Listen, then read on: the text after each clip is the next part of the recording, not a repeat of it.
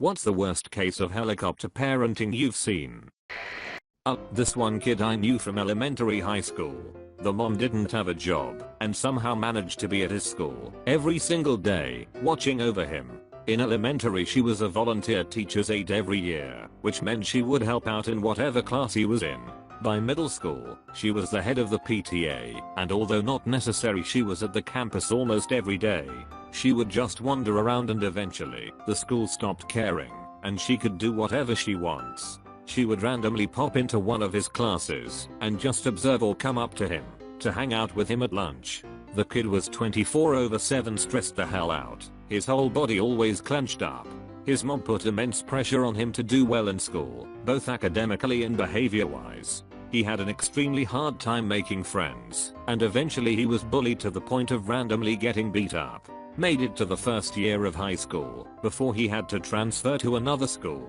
It's her fault. All she wanted was for him to be smart and polite to teachers, and he never got to learn how to just be a guy and make friends. As an RA, I was checking students into their dorm rooms. One mother came with her son, who looked to be about 25, and she would not let him get a single word in. She went on about it being his first year in college, and that she was finally approving of him moving away from home and actually going to college. A big yikes we kept an eye on later. When he was assigned to a traditional room with a roommate, she flipped her shit, saying how she wanted him in an apartment so she could stay with him whenever she wanted. Can't do that anyway, and she would withdraw him from school if she didn't get her way. Thankfully, I was already dead inside from dealing with other residents, so I checked her son in and immediately gave him the number of my boss in case his mother gave any more problems while he was moving in. I later heard from another RA that she tried to prevent the roommate from entering their shared room, even though her son was desperately trying to get her to leave. The RA and student security had to escort her out of the building where she sat until her son was done moving in. The son was actually a really cool dude once his mother was out of his hair, and a really involved student, happy to be on his own and living the college life, even if he was a bit older. His mom still managed to call our duty phones, asking about him, but BC of federal laws we just hung up. My son told me about this one. 5th grade overnight trip to nature center. Kid's mom went, was only parent, that wasn't a teacher, to go, had a complete meltdown. When she was told that her kid would be sleeping in cabin with other kids and not her. She was told this before trip as well. 4 teachers per cabin, basically overnight school. He said she basically spent the entire night outside watching the cabin. Really creeped everyone out. Man, the rant she went on Facebook. At least her friends and family called her out on her nonsense. Imagine quite a few people got blocked that day. My son's befriended the new kid in middle school. Homeschooled through elementary school years, but parents wanted him to interact with kids. He is a good kid. Smart, but guarded and sheepish, but he got along great with my sons. They want to have a sleepover. He gets dropped off, and his mother hands me a list. Had to be 4 pages of his routine, dos and don'ts and everything. Adam is not to have anything to drink after the hour of 8 p.m. He needs to brush his teeth with the toothbrush we sent him with. He needs to be asleep by blah blah blah. I have 3 kids. I can keep a 12-year-old kid alive for 20 hours without a list. She would text me non-stop. I felt bad for the kid.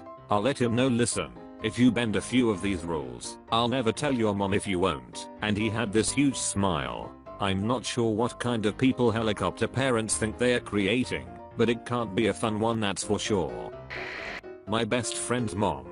They live 10 minutes away from me, and my friend is really bad with directions.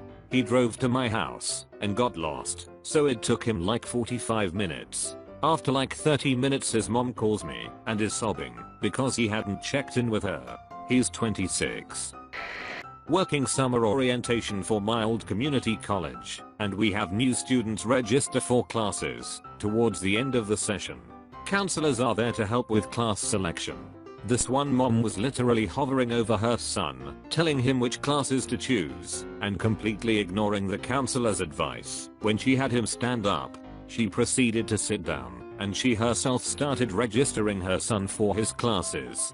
I tried to intervene, letting her know that we ask that the student register themselves and that he'll be doing online registration for the rest of his college career. I was told to off. Later I pulled him aside and told him to change his password and swap into a class more appropriate for his placement exams. It was this incident that triggered us to design a parent orientation to keep them away from their kids. Welcome to adulthood, lol bro.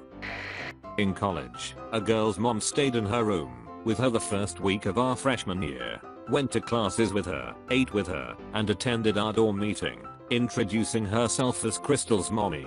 She finally went home, and Crystal had obviously never learned to do anything on her own. Her roommate dated a guy in my floor and would tell us about her daily, multiple calls home. She didn't know how to do laundry, so mommy paid roommate to do it for her. By midterm, Crystal was failing all her classes and had basically just given up going to class as it was too hard. Again mommy shows up, stays 2 weeks, talks to her professors, then pulled her out of school. I'm curious what she's doing now. Hopefully she broke out on her own and gained some independence. A mom came with her kid to whine about her deserved poor grade. The kid was a junior in college. Mom was not happy when I informed her I couldn't and wouldn't talk to parents. And by not happy I mean lost her and was escorted out by campus security. The student was mortified, of course, even came by to apologize, and I was basically like, let's both just pretend that never happened. Okay, here's what you should work on for the next exam. Dude came in to talk about his son's test scores. The son was in my second year university course, and the dad was a professor in the subject I was teaching, who thought I was hard on his son. We reviewed the midterm together. In the end I gave the kid back 1 mark, so he went from like a 73 to a 74%. Seriously cannot imagine what it was like for that kid going up. While working at new student orientation in college, I was told a story from a previous year. The parents who attended orientation were housed separately from the students. One mom wanted to stay with her daughter and took the bed of another student. The mom told the student she can find somewhere else to sleep. The student, not knowing what to do, ended up sleeping in a chair in the common area of the dorm.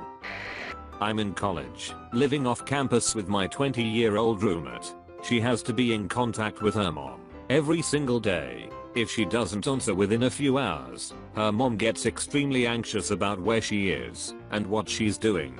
Her mom has called me more than once to see where she is. Usually, I'm within 40 feet of my roommate, and she's just doing homework or watching cable. It's ridiculous that she's being monitored like a hawk when she's an adult.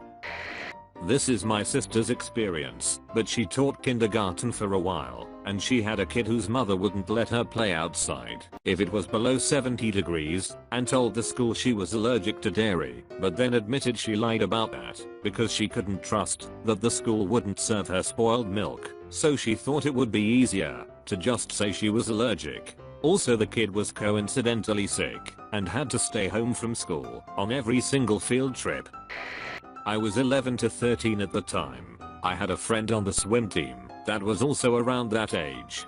His parents were the most controlling people I had ever seen.